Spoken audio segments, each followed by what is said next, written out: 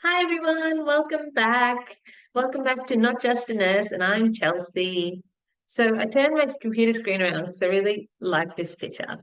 This picture for me, it's giant, right? And it kind of looks 3D. So if anyone was having some type of hallucinogenic activity, you'd probably try and walk into it.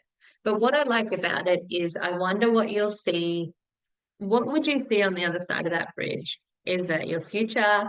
Is that something scary to you? Is that something exciting to you?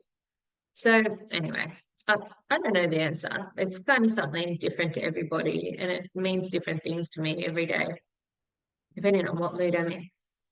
You will notice that I'm quite a random person. So pre-shift anxiety, right? Anxiety. So anxiety is really just the fear of the future, right? So we're just trying to figure out what's going to come next so that we can practice it and then we'll be prepared when it does happen, right? So as you know, the future is not very easily predicted, especially in nursing. You don't know when someone's going to have a met call. You don't know that someone's going to fall over. You don't know that someone's going to drink the denture cup water out of their denture cup before theatre. Okay. Really hard to predict the future. And we need to trust ourselves that we've got the skills to actually do what's going to happen in the future. But here's the problem with nurses. Most of us um, we're quite high achievers, right? We want the best for our patients and we want to know that we've made a difference. That's why we all got into taking care of people. We want to help, right? We want to help people. That's what I said when I was 19 as well. Who would have thought that would be so challenging? So let's say, look, I'm going to use agency for example, but every time you switch wards as a grad, every time they say to you, oh, could you go work in cardiology this afternoon? Thanks. Every time you have to learn a new skill like, oh, could you do the pick dressing in bed 5 or do you mind doing the enema in bed 12 and you haven't done it before, you get this spike of adrenaline, right? And that's your body perceiving a threat. It's saying to itself, oh, there's something dangerous in our future. Let's not think about it and see if we can figure it out before we have to do it. It makes perfect sense, right? It's a great thing for your brain to do. But when adrenaline and cortisol actually rise in your blood, your heart rate goes up, your pupils dilate, you get more sensory information, you might get sweaty. I'll talk to you a bit about a year I did at a Melbourne hospital where I sweated through handover for like 6 months. Um, so when you think about it, anxiety is really just getting ready to face what you need to face. But that's the nobody likes feeling anxious. It's gross. It's unsettling. And it's here's a couple of practical tips. I will write them down for you so you don't have to remember. Um, the thing I do when I'm driving to work, oh, well, let's start before that. Get your uniform out the night before or the morning of. Okay, nothing worse than not being able to find the pants when you need them. Okay, pack your lunch. Even pack, and I pack heaps of food. Food is something really comforting for me. So pack heaps of food and know where you're going to park. Okay, leave enough time. There's nothing worse than running late and not being able to find a park. It's the most infuriating thing. So pack lots of food and pack like food to eat in the car, okay? Even if you have to, you might have to spend 5 or 10 minutes in a metropolitan hospital finding a park. So eat something, okay?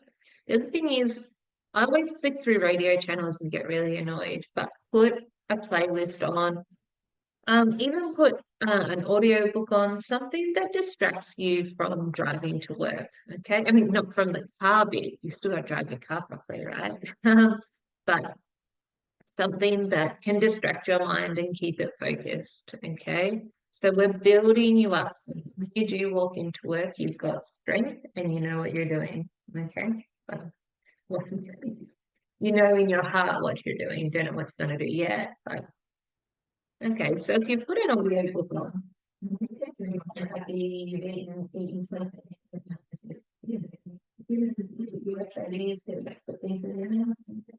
like that. They really like that. So, let's say it's taking you 10 minutes to get a park with your book and you're having something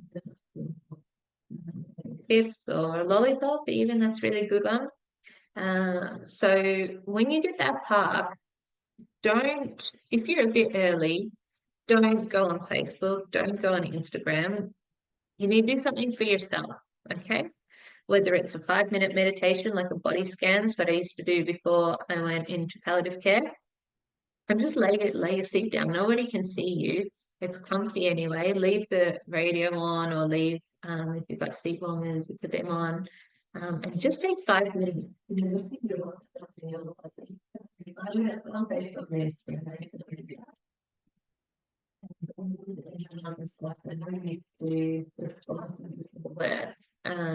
you can do a little bit of that if you want, but you really need to nurture your body because you're going to ask a lot of it in the next 8 to 12 hours, depending on where you're working. So I find the body scan meditations really good because they guide you. It's 5 minutes and you just pretty much relax your body as they speak. So that's really good. I'll put a link to a couple in my comments for you so you don't have to think about that. But what happens if you are thinking about it? What happens if you're feeling really anxious about who you're working with? Okay, that's a tricky one. You might know who you're working with, you might not know who you're working with. And I'm a quite sensitive person. So if you're like me, it does matter. You do want to work with a team that's going to support you and help you if you've got DDs to check or if you have to put up a PCA and you haven't done it before, or if you have, or if you have any emergency, you don't know what it even is, let alone who you've got to pick up from theatre. So your mind will try and figure out 1,000,000,000 things, but you're just going to have to say to yourself, I am kind, I am capable, and I'm qualified, right? Or you're in the middle of getting qualified, but you've done the study, you've got the heart, you've got the knowledge, you've got the love, you've got the brain, and like any brain, right? You've already achieved so much before you even go into work. And if you go into work with a calm mindset, then at least you're giving themselves the best time, the best chance to continue that on during the shift. I'm not saying that when you walk in, you're not walking straight into a fall or whatever. I can't predict that, nor can I control it. But I promise that it will be okay because you're actually trained to do this job and you're good at it, right? So, um, so you've had something to eat, you parked the car, you're dressed, you've done a little bit of a meditation, put a smile on your face and trust yourself that you're going to be okay because you are. Okay.